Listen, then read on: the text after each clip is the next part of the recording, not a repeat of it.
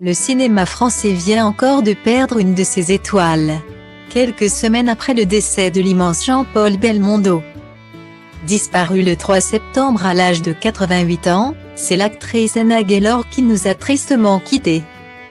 La nouvelle a été annoncée sur les réseaux sociaux par le réalisateur Ethel Janssen, avec qui elle venait de tourner la sitcom comique intitulée Les Aventures d'Ethel Janssen.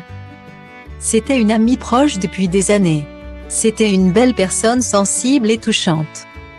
Je suis tellement triste. Repose en paix ma Anna d'amour. Tu me manques déjà. A écrit ce dernier avec une peine immense en légende d'un cliché de lui auprès de la défunte. Une disparition qui émeut tout le pays, tant elle était appréciée des Français.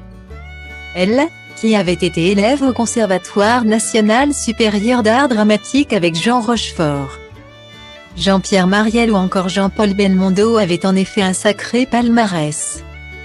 Née le 13 mai 1932 à Paris, Anna Seniutović, de son vrai nom, avait fait ses débuts au théâtre dans les années 1950.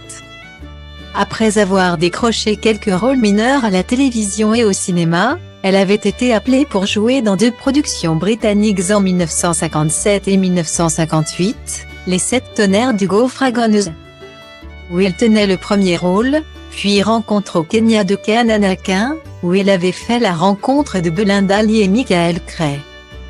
Par la suite, elle était devenue la muse d'Alain Gessuat, qui fut son mari, et était ainsi apparue dans bon nombre de ses films comme La vie à l'envers en 1964.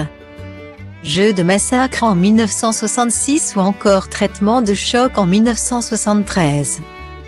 Mais si les Français se souviennent d'elle, c'est surtout grâce à l'un de ses rôles les plus populaires, celui de Madame Florence Massonneau dans le feuilleton Les Oiseaux rares, diffusé à la télévision en 1969.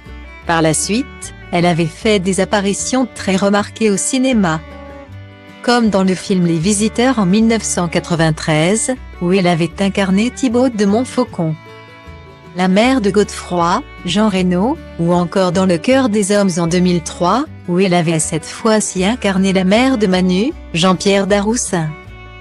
Côté vie privée, elle s'était mariée en 1961 avec le réalisateur Alain Gessuat, lequel lui a donné un fils, Frédéric. Un être auquel elle doit terriblement manquer aujourd'hui.